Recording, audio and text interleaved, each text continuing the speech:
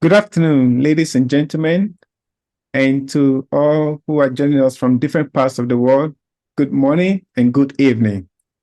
My name is Elias Ziga, and I'm a research associate at the African School of Regulation. It is my great pleasure to welcome you to the third day of the International Conference on Off-Grid Solar Systems, co-organized by the African School of Regulation and GOGLA. We had a very interesting and informative session yesterday focused on regulation, where the experts discussed the best approaches to achieving sustainable and scalable business models, building on the key factors that had been discussed and identified during the previous sessions. The experts debated on the issues of regulation as an enabler of sustainability and scalability, and discuss how to move from theory to practice to make it work. And by that, we mean reaching the 1 billion plus people that need to be electrified with OGS systems by 2030. Today, we have two more exciting panels, which promises to be even more interesting. The first one will discuss emerging topics in OGS sector and how an integrated approach to electrification planning can help. The second one will focus on a call to action. What works? What can be improved? And the need for a comprehensive long-term vision for the sector. Before I continue, I would like to use this opportunity to express our profound gratitude to the moderators for the first and the second panel, for the first and the second day, and also the participants and the discussants as well. We are very grateful for your time and for the interesting and exciting ideas that you have shared with us. And also like to draw our attention to a few housekeeping notes, especially for our panelists for today. We would humbly like to ask that if you are not in a particular panel, let's say for the first panel, we would kindly request that you put off your mic and also your video to allow only those in that particular panel to engage in the discussion. Also, the moderators will only introduce the speakers by their names and their positions and organization. More information on the speakers can be found on the ASF website under the bios for the various speakers. We have a few minutes in between the panel sessions for coffee break, and we would like to encourage our moderators to keep track of the time as well. This event is recorded, and recordings will be available on the ASF website. We kindly invite you to visit the website regularly for updates on the various recordings. We will endeavor to post them as soon as possible for you to have access to them. Interpretation services are also available for our French-speaking colleagues. We encourage you to use the interpretation button on the bottom of the Zoom Zoom so that you can also access the French interpretation of this conference. And with this, I would like to now hand over to the interim director of the African School of Regulation to give us a wrap-up of day 1 and day 2. Thank you. Prof, I hand over to you. Thank you, Elias. So my task, as Elias has said, is to talk about what we have learned during these 2 days, open issues and the key lessons. And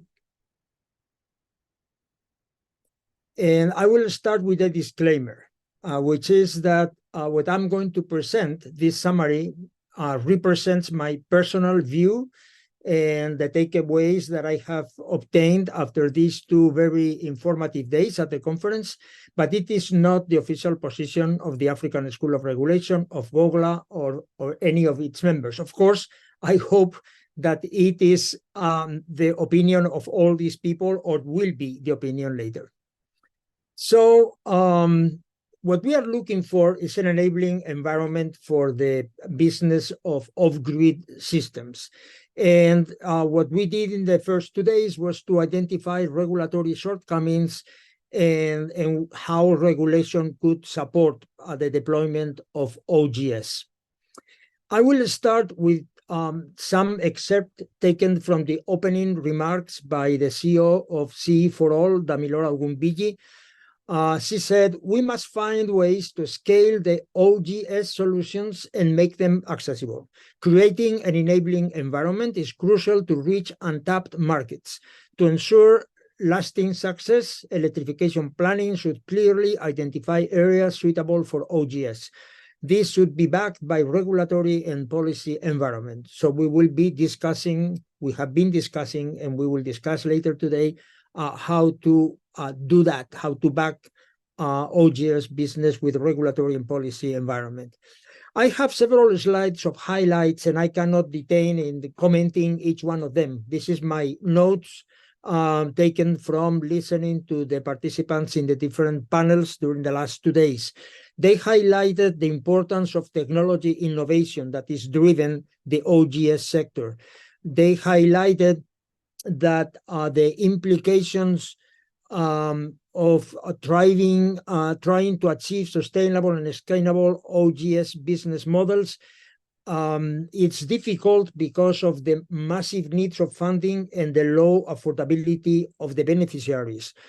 Also, they highlighted the diversity of the business models in terms of payment, customer support, commitment, continuity of supply, the growing presence of the technology pay-as-you-go, and the preference of the African customers for the rent-to-own approach, although it was repeatedly indicated that a service-driven model, energy as a service, makes life probably easier for the customer. And the importance of combining the provision of electricity with other uses. Regulation could help in ways that were highlighted by the participants. We will talk about maybe broader approaches in which regulation could help, but what was emphasized mostly was that regulation should ensure the quality of the product. Otherwise, the customers lose confidence in the OGS systems. The lack of enforcement of the guarantee of product quality, the problem with regulation when it is very variable and does not provide certainty to investors, the need for regulate electronic waste, the difficulty in navigating the red tape that many times makes difficult to deploy OGS systems, the need for subsidies but should be targeted, and well, some of the participants highlighted also that they should be limited in time, although I think that this is subject to controversy. The advantages of subsidies when they are not in specific programs that are also time-bound, but they are embedded in the regulated tariff design, how to avoid market distortion with the subsidies, the absence of regulation for OGS systems. We discussed minimum level of demand and how that should be prescribed, that should be embedded in the national electrification strategy as well as reliability targets. A complete panel was devoted to the impact, typically harmful, of the regulations for other sectors that have an impact on the OGS business. And those sectors could be telecom, could be, well, the general taxation system, data protection, or financing. And that creates uncertainty and requires important level of advocacy to make the regulators of other sectors to understand these implications in the solar sector that typically they overlook. Rural electrification plans are not followed in many countries. They exist, but they require massive funds that do not exist. So there is much dependence from donors that focus on health centers, school, productive users, leaving large fractions of the population unelectrified, as we know. It is difficult to fund electrification projects that do not have a clear value proposition. Controversial topics that deserve discussion. First of all, is the debate whether electricity supply should be a product or a service. And it was very clearly stated that even if seen as a product, which is the majority of the viewpoints, it is used for the same purpose as the service provided by mini grids or the main grid. So the question is whether the regulatory principle should be the same, although applied in different ways, or different. There is a major challenge that exists, even if there are sound regulatory approaches for OGS and also for mini grids. There is frequently a political misalignment that do not understand or regulate counter to these sound regulatory approaches. For instance, in the role allowed to the private sector, setting tariffs that are not cost reflective or are not helpful in supporting electrification, procurement, standards, etc. Governments have followed mostly a hands-off model, and that and it was highlighted in the last panel yesterday. That raises concern for those poor, rural, hard-to-reach customers that probably are a majority of these 600 million people without electricity in Africa that are not commercial and nobody supplies.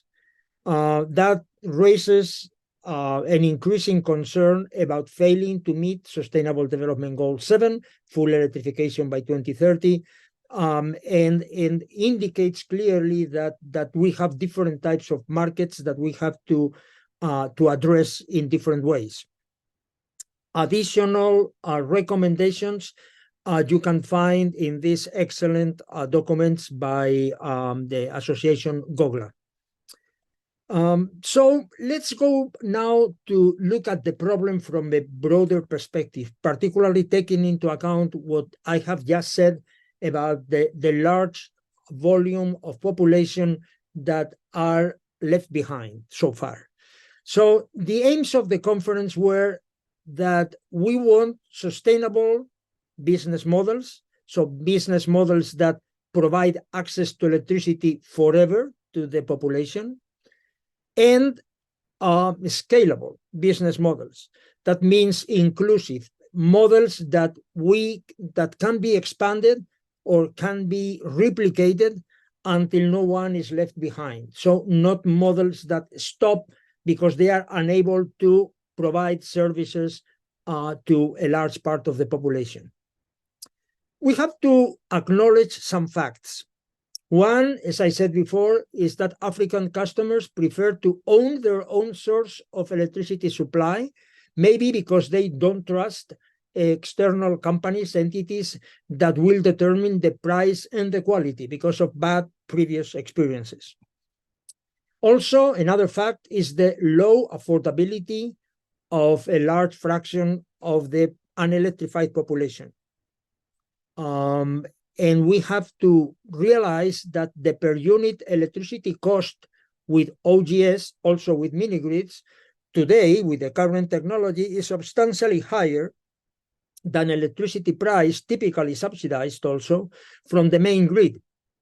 And therefore, a large fraction of the population cannot afford these devices or these forms of supply.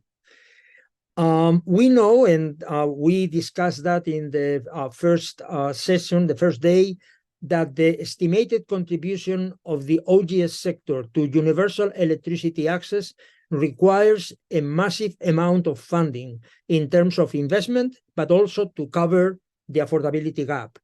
And we saw, I'm not going to detail these slides, in which we ended up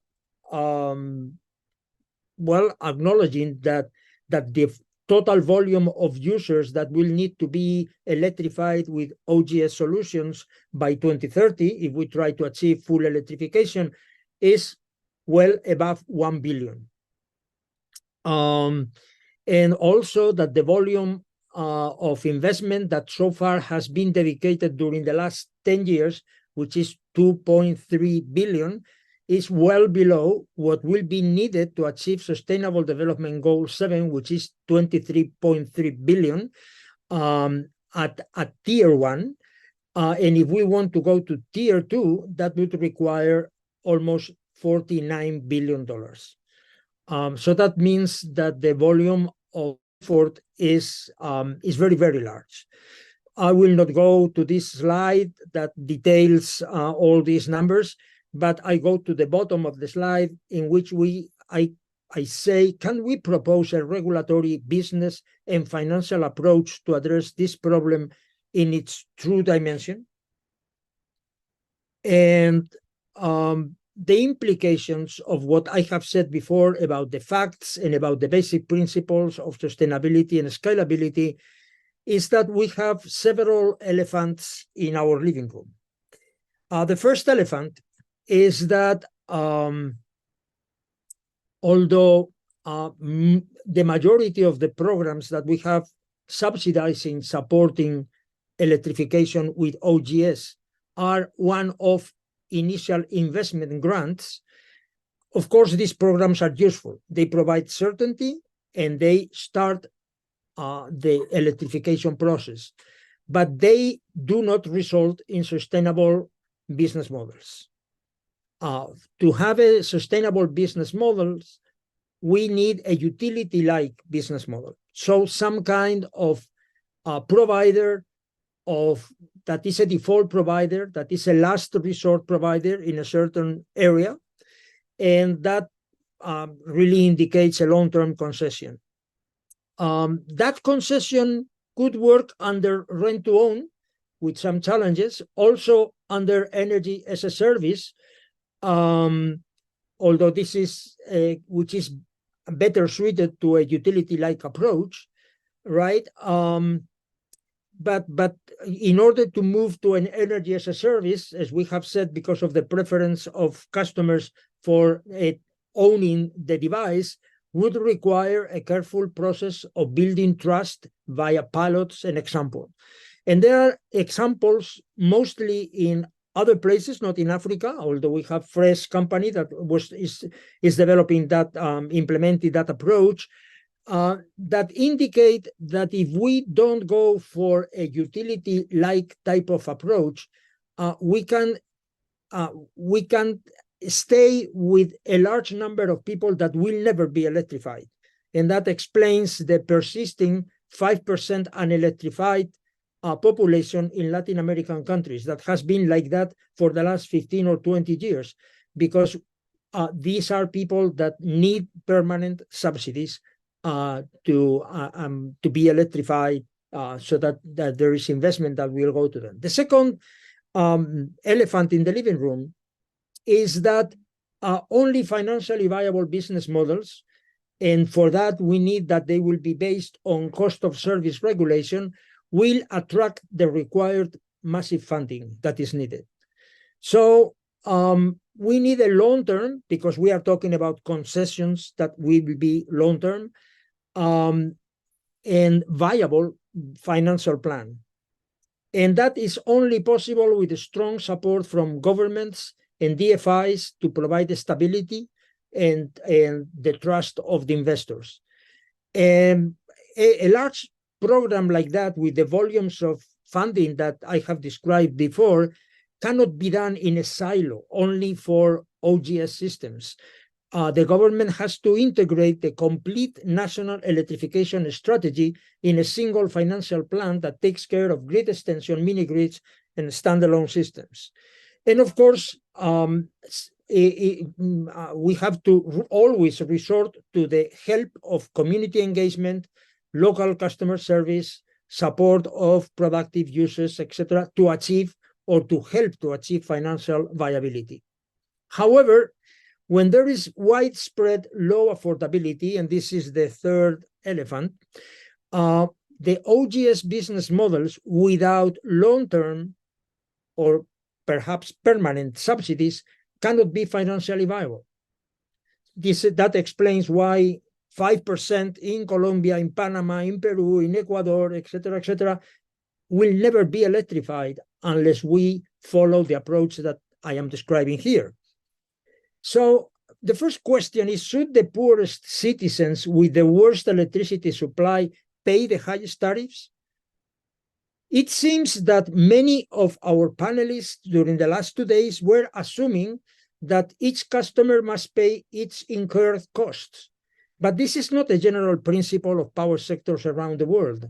It is exactly the opposite. All countries use tariff cross-subsidization. Rural and urban customers connected to the main grid pay the same tariff, although rural ones, the distribution there is several times more costly than in the urban areas. And the tariff is the same. And that happens in every country. So cross-subsidization we have everywhere.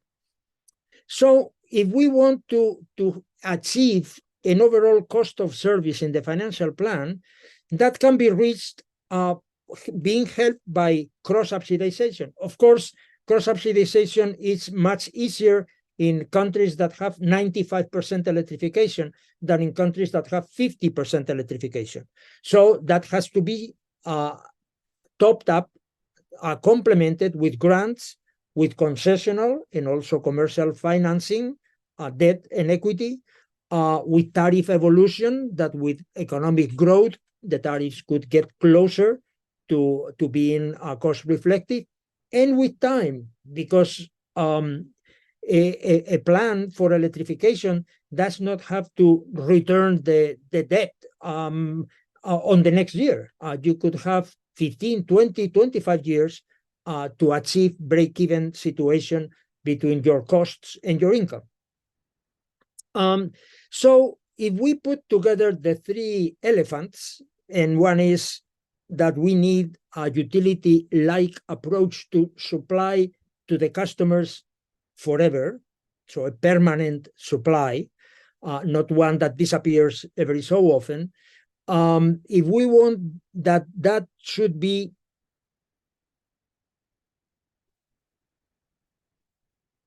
oops. Okay.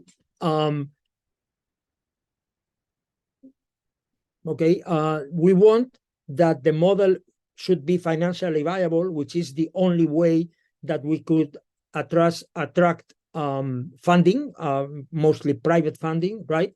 And we have to use then the principle of pay the efficient cost of service. And third, we need subsidies, and the subsidies should be for a certain layer of the population, should be long-term, and in some cases should be permanent, as we have in every country, as I said. Well, how the integral approach could look like, well, you can read that in my slides. I think that I will leave that to the panel that is coming after me. But basically, we are talking about a long-term utility-like concession with obligations for the concessionaire, with a contract that guarantees the efficient cost of service, and with a remuneration that therefore will have to consist of regulated tariffs that will not cover the cost, plus some subsidy that will have to come either to the end customer or the OGS company. This is something to be decided. Should be supported by a viable long-term financial plan, which is the only way to attract and the confidence of the investors, and that will integrate all the electrification modes, because this is the responsibility for the government to attend to all the citizens, regardless of the electrification mode that will be chosen. And then I think that this dilemma between energy as a service or rent to own or cash purchase or a mix is not that fundamental, because within the utility-like commitment of a concession, all these models, each one of them or a mix, could coexist. Of course, we will have to address some difficult problems, such as the coexistence of the regulated and the free market approaches, and that has to be addressed by targeting only to customers with subsidies that need them. And of course, the path of implementation of the national electrification strategy has to be adapted to the conditions of the country. A country that has 75% electrification could aim for 2030 or even earlier. A country that has 20% electrification will have to aim for 2040 or even later. But the approach has to be a sound one that should be sustainable and in the end scalable. So, well, the African School of Regulation offers to help in building the capacity that is needed to address these problems. And GOGLA, the Association of the Solar Industry, creates by aggregation of capacity building of the strength of the group, also the influence to guide the implementation of sound regulatory principles. Thank you very much for your attention.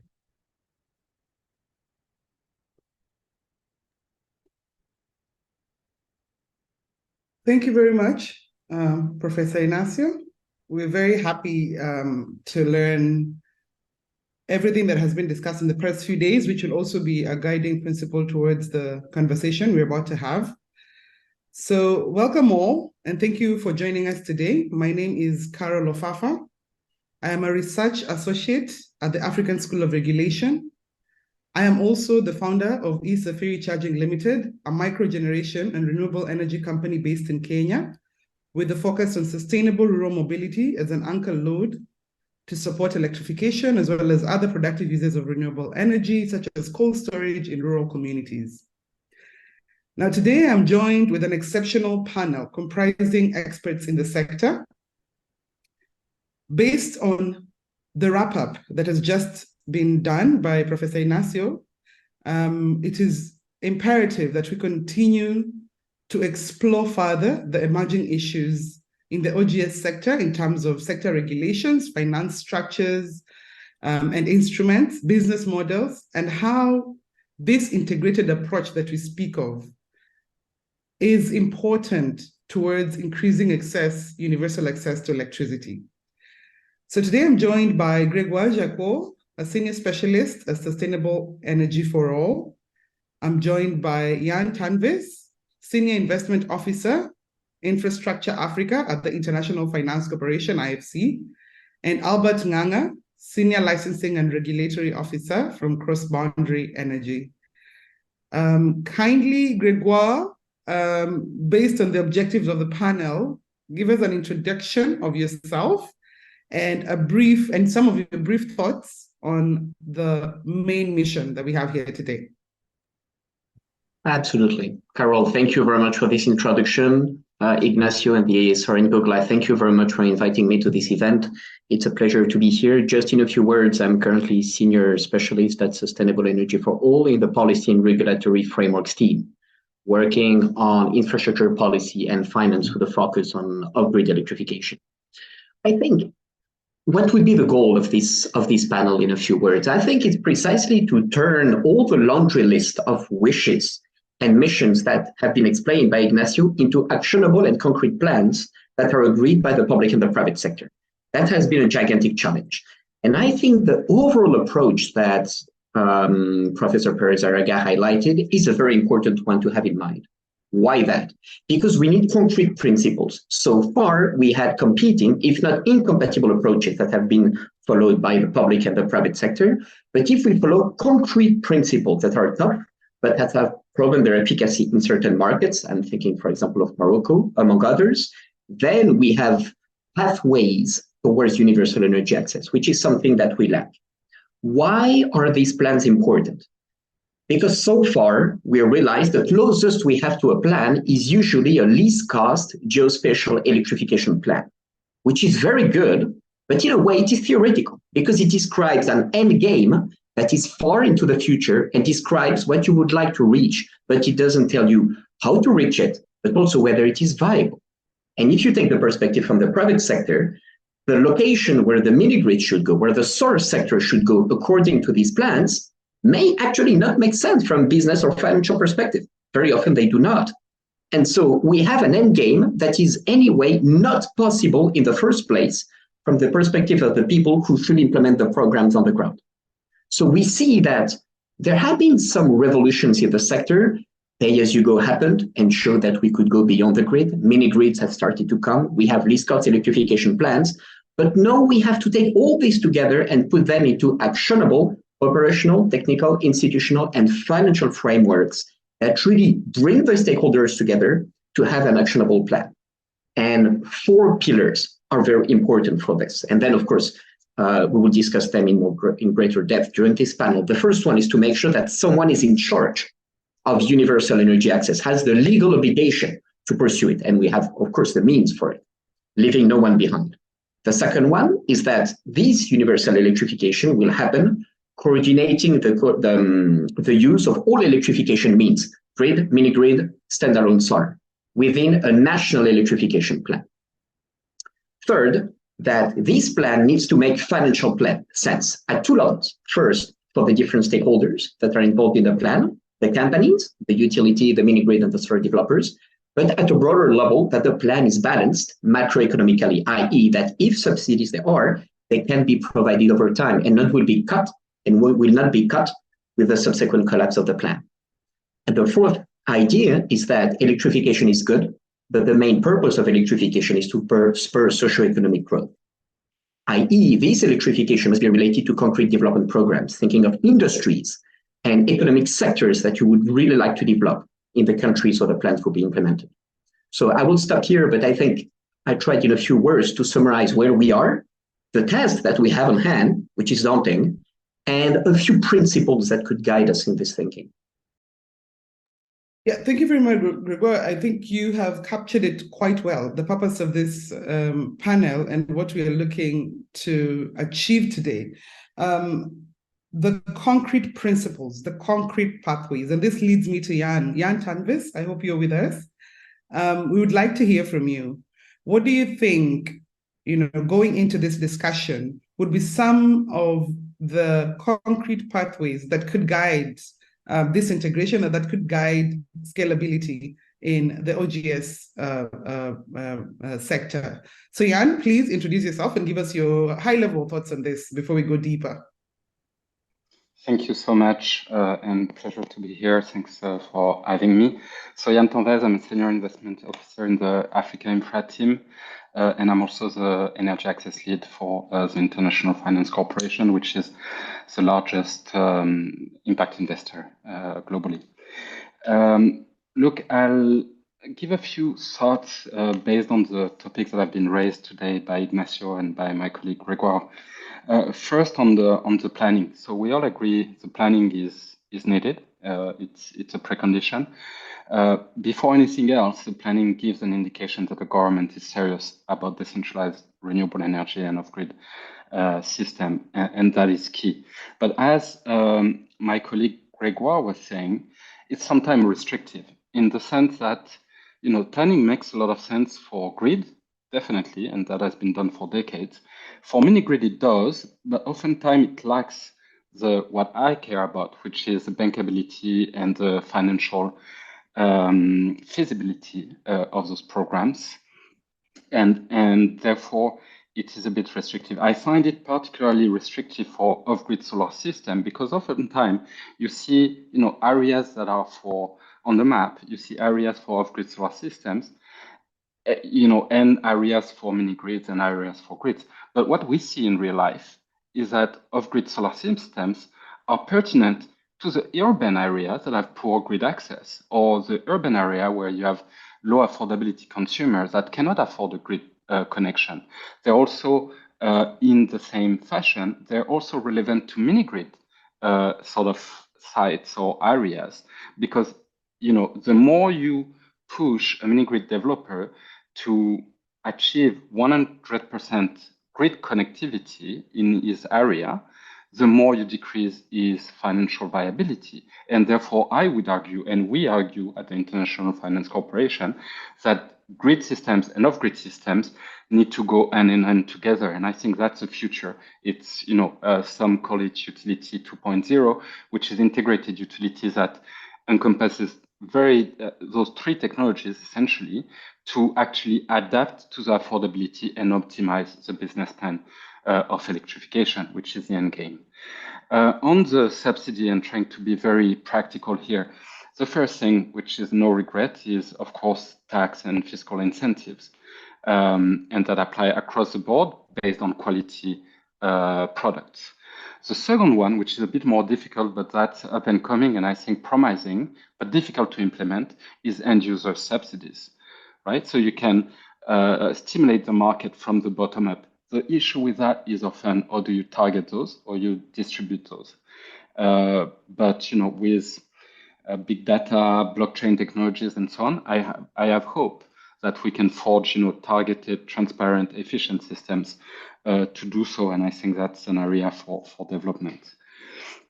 On you know, regulation and the topic of concession versus free market, I would say both are needed, and that relates to my previous comment, which is you might want to have targeted intervention in areas that are, you know, put forward by a government for electrification, and you might want to have off-grid system in those approaches.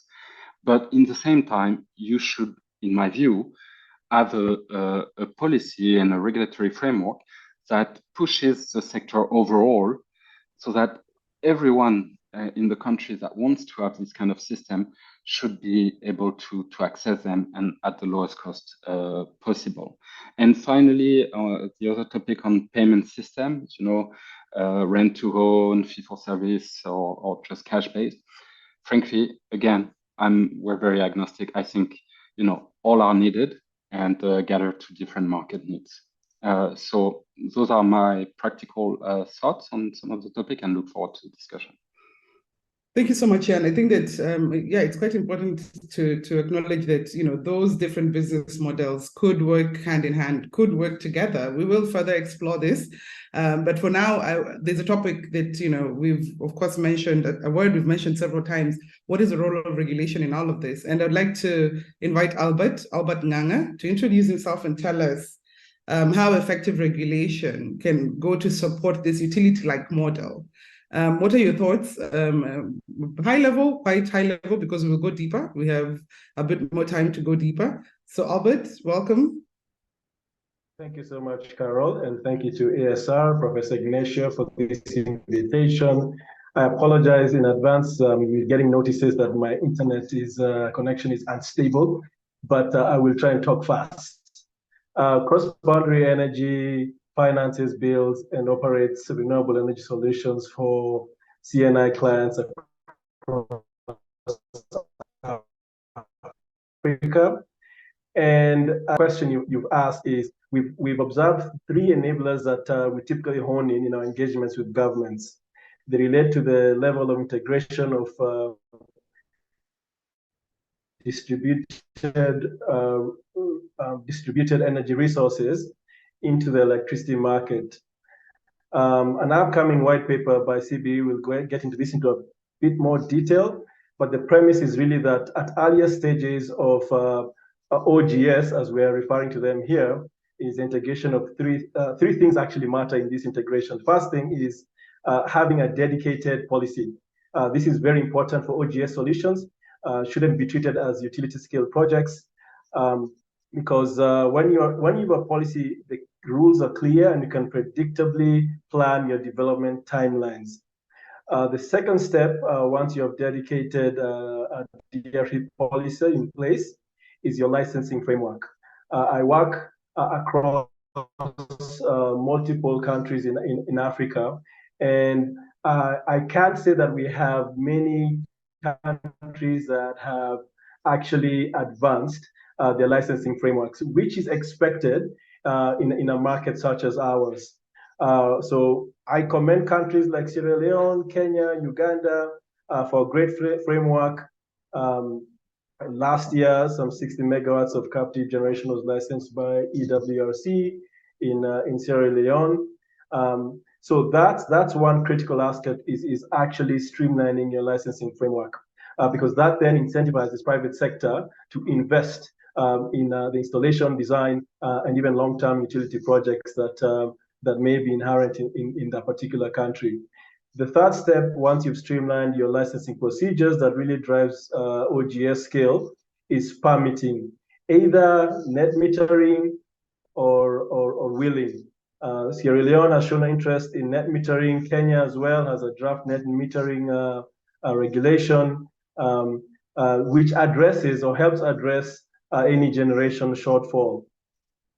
On the issue of how OGS systems can integrate with grid extensions or utilities, cross-boundary actually sees potential for working with utilities, as OGS projects are integrated to wholesale electricity markets. Some of the ways we can collaborate include in countries experiencing, say, a deficit in power generation and where demand for energy outstrips supply, our projects can feed power back into the grid, provided there are clear rules in place for example, around net metering, as I'd mentioned earlier. We can also support utilities with grid stability by providing backup power in the case of grid outages. And in countries where utilities are grappling with underdeveloped grid infrastructure, OGS generation can actually reduce congestion on the network. This decreases the short-term investment needed for new infrastructure. As we all know, grid extension, transmission lines, substations are quite capex intensive. So this allows regulators to stabilize power bills for the end users that utilities continue to serve, including, for example, through offering social tariffs for low-income households or the subsidies that have been mentioned earlier. So more excitingly for us at Cross Boundaries, we can work with governments to deliver off-site power by wheeling energy to multiple customers through the network. And in doing so, we can provide a new revenue stream to transmission and distribution entities struggling to raise the investment needed for grid expansion. Carol, I'll pause there and allow for questions or further discussion. Thank you so much. Thank you so much, Albert. It's good to hear from you, and your network did not disappoint, so that's quite interesting. We also like you to stay, so let's hope that it continues to cooperate.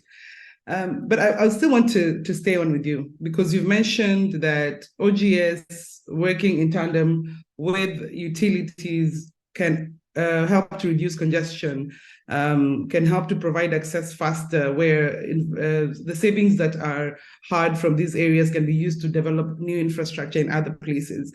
Now, this brings me to this question. The role of regulatory authorities. Do you believe, or what do you believe, and what are your thoughts on the role of regulatory authorities in determining the strict adoption of cost of service remuneration for OGS companies? Of course, this has to include a reasonable, attractive return on investment, right? Because we want to attract private investment. Now, should this requirement be an indispensable component of any sustainable and scalable model? Yes, I believe so, because we are in the market to be competitive, to offer customers or consumers a service that is valuable, that actually supports whatever economic activity or social activity that they are pursuing. So it's critical that OGS companies are first competitive, and then are also measured in terms of the quality of service that they're providing, not only to the consumer, but also generally bringing best practice to the market. The role of regulators in this is very critical, because the regulator actually polices both sides of that equilibrium. They're not only protecting the consumers or the end users, but they're also there to ensure that fair market practices are taking place. And so we actually really do welcome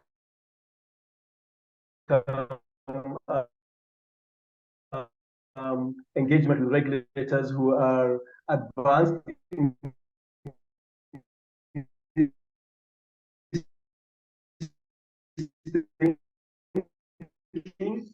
because of the critical role that they play. Carol, did you get that? Yes, you broke off a little bit at the end, but I think we got a general idea. Thank you for that. Yes, I think Jan has a comment on this. Jan? Yeah, thanks, Carol. I had a very quick comment on that. My view is that the regulator, of course, is here to protect the consumer and organize the market. But in particular for access, my view is that one of the key objectives of a regulator is to drive affordability and scale. And that is to bring longer term, lower cost finance into that market. And that's what I represent. That's what my job is. And there are three things that are extremely important. One is stability of the framework based on international best practices and standards, of course. The second one is transparency for everything to be known and to be clear to everyone. That's key to investors. And the third one, perhaps the most important one, is to offer a dialogue, a platform for dialogue and evolution. Because the worst you can have is, of course, a regulation set in stone that doesn't adapt to the evolution of the market or just correct itself. And so having a platform to be able to have a dialogue with the private sector and also, of course, the constituents is key in my view, because then you can course correct, you can adapt as the market evolves. And that is, in my view, the role of the regulator in terms of strategic roles. Thank you. Thank you so much, Jan. I think that this was one of the things I would have liked for us to explore, and thank you for bringing it up now, because then we can go ahead and discuss this flexible regulation, right? Regulation that is not cast in stone, that is adaptable, that is, can be revisited. And with the evolving nature of the electrification process, and when people talk about when the grid arrives, when the grid arrives, when the main grid arrives, when you have poor reliability of the main grid, you will still require backup of OGS technologies, right? And this would be a very good interaction between those two technologies that can then, of course, further access. But when you talk about affordability in that context, how does flexible regulation cope with that? Cope with the aspect of affordability when the grid arrives? You see, when the grid arrives is not a concern to me in the OGS sector, because I don't consider it as an infrastructure play as such. For me, infrastructure is immovable assets, stranded assets, if you wish.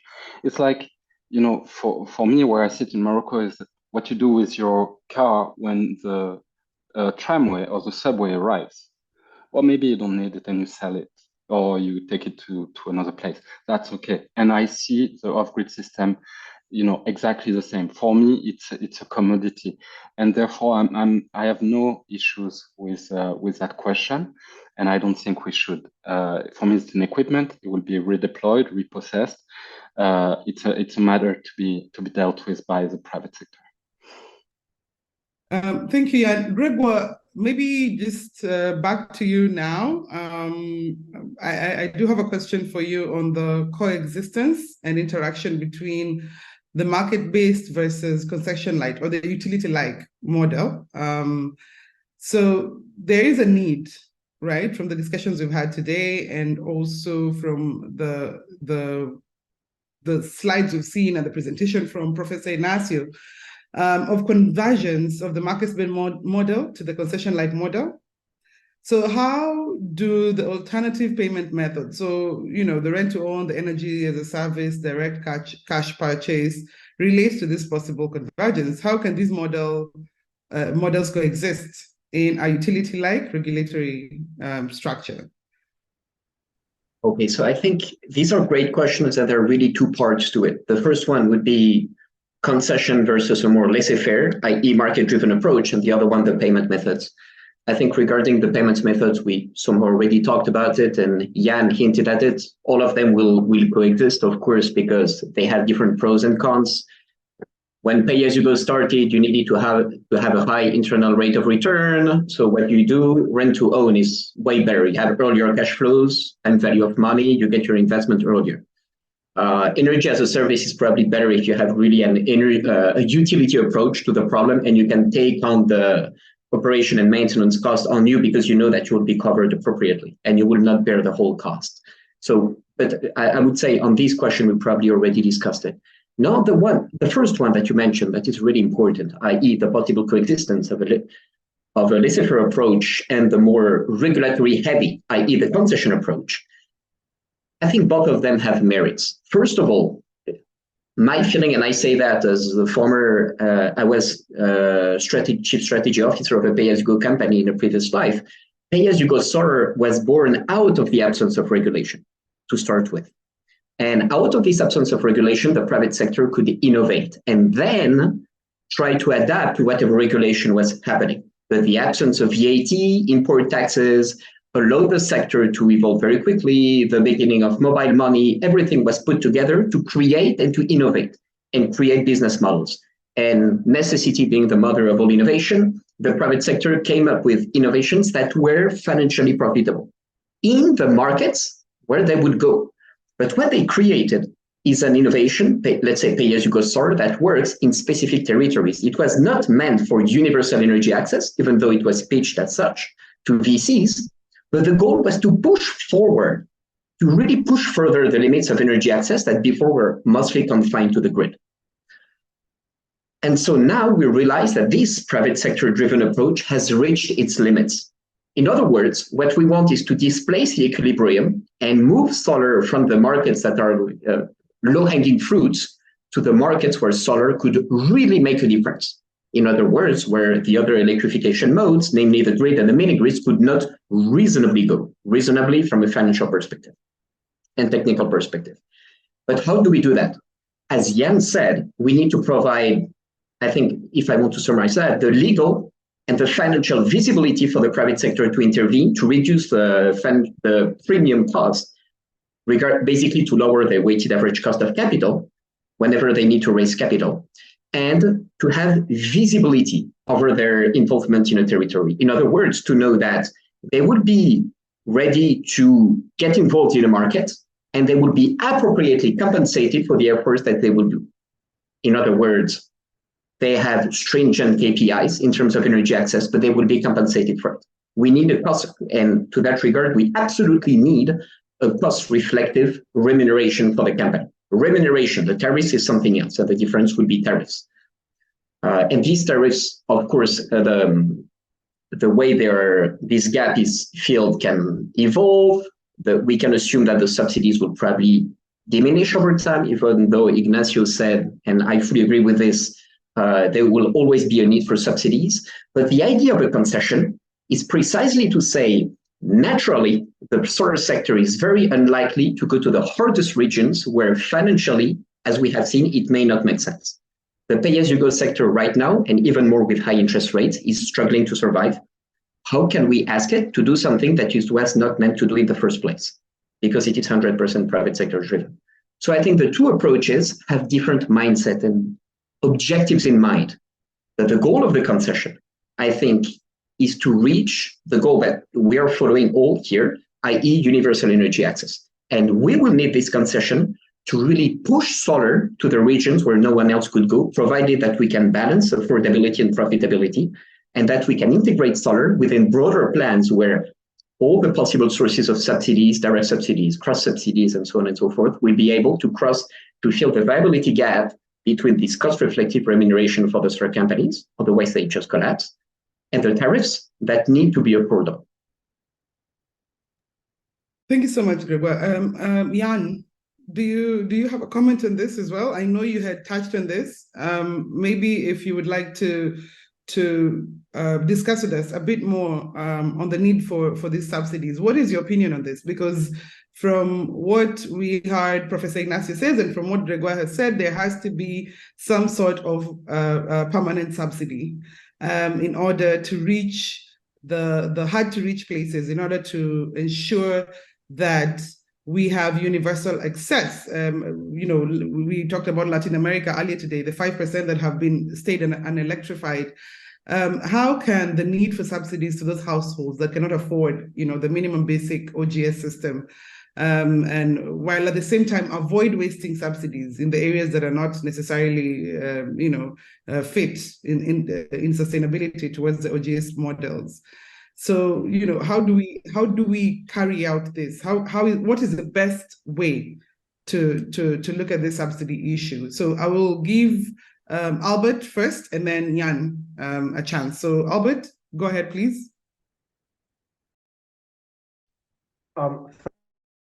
Thanks, Carol. I actually would have liked to make a very brief comment on Greg's earlier point regarding concessions. Concessions, as we view them at cross-boundary, are actually very, very important. We are working on a number of them across countries, especially in Mozambique, where the law is not yet, and I know somebody from, I think the director from Director Matevia was on this panel, or I think yesterday. If in the absence of clear rules, allowing concessions to be handed out is a great incentive that, again, brings about good competition. It brings about, I think, longevity. Investors are able to plan well in advance. For example, if cross-boundary energy is given a concession for 10 megawatts in Mozambique, this actually incentivizes us to put boots on the ground. It actually gives us a bit of a guarantee that this is a market that is attractive. And also then going back to the issue of flexible regulation, I think concessions actually are very good complementary flexible regulations, if you may. In markets where, for example, in Kenya, where we can say the regulation is not flexible, but is actually quite comprehensive, we have a very good Energy Act. The problem with introducing flexible regulations in such markets is it's very costly for regulators to conduct exercises with stakeholders and workshops that are necessary and required by law before any regulation is enacted. I think, some market stakeholder engagements can cost up to $100,000, if not more. And I think that's where having flexible regulation is quite limited, because it's not practical in some cases. But some of the recommendations that have been brought up to address the issue of cost is putting together organizations that are dedicated to just developing policy for governments. We've seen, I think, a program called JAC Transition in South Africa, which was funded after COP27 to the tune of about 8 billion, I forget the exact cost. But such organizations, I think, act as good incubators to address the issue of actually developing laws and regulations that make a market attractive. Albert, you've triggered a conversation there. I think that it's quite interesting what you say, that it could be too expensive for regulators to develop flexible regulation or to make changes within certain strict regulations. And I really want to hear what Jan thinks about this. And also, just before you comment on, so Jan, just before you comment on this, I would also like to hear your thoughts on is it a better solution to have organizations strictly set up to work on regulations and to support governments on regulation, as opposed to working with the existing regulators and working on flexible regulation. And then, of course, you can move on to answer or to discuss more on the issue of the subsidies. So Jan, looking forward to your comment on this. Thanks, Kara. I'm not sure I got your question on working with existing regulators or setting up new regulators. That was the sense of your second question? What Albert has just discussed is looking at South Africa. So there is an institution called Just Transition, that is supporting the government in SA to work in Okay. the regulator. So the idea that it's too expensive to work on flexible regulation with the existing regulator. What is your thought on that?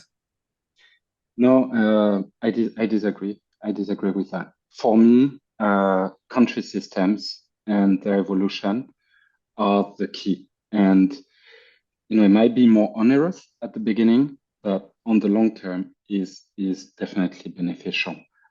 So I'm in favor of capacity reinforcement, learning, reinforcing country system, which in fact is often discounted a bit by the development effort that focus very much on actual investment and capex for infrastructure on the ground, and not invest hard enough in supporting government. As simple as I visit many regulators across Africa. I just want them to have more staff, as a simple thing, more budget. And that's to me the key, because the absence of those efforts becomes then more onerous because the programs are less well designed and less well supervised. So that's my position on that topic, and reinforcing capacity then enable to be flexible, and flexibility is also key. On the previous topic, so need for subsidies, I fully agree with Ignacio, with Grégoire, for sure. I give you an example. I grew up in a small village in the south of France. If it wasn't for subsidy, I'd probably never have internet and probably not be with you today, because it just didn't make any financial sense to extend the internet there. On concession versus free market, again, I think both are needed. The issue is that, and we've seen that a lot in the OGS sector, is that if you let free market, the private sector will concentrate where it can make the most return. So urban areas, rich villages, rich families, essentially, and will leave the other one behind because they make less money out of that. And so it is important that you have also a government-driven approach to electrification, because at the end, this is a public good. And concession in that regard are the key to it, in my view. And in addition to bringing, long-term geographical coherence of electrification effort, the other advantage that they have, among other advantages, is they can offer stronger contractual frameworks than the free market-based. And that's also very useful to protect investor and to attract investment. Now, a couple of practical solutions that, because I've worked a lot on off-grid concession. In fact, at the IFC with the World Bank Group, we've designed a concession model that is called scaling mini-grid, but in reality it should be called scaling off-grid, because one of the cornerstones of that effort is that the concession design integrates both grid and off-grid. And that relates to what I said earlier, is that in earlier efforts, you had purely mini-grid concession, and you were asking the private sector to connect 100% in a locality. And that turned itself being very, very onerous, because you have a few households that are far away from the town, or perhaps don't have the affordability, and connecting them is extremely expensive if you grid them. And that led to very high subsidy level, inefficient use of subsidy, etc. And so allowing grid and off-grid system to coexist in those concession, to me, is essential, is really the first message, and perhaps the most important message I have to deliver today.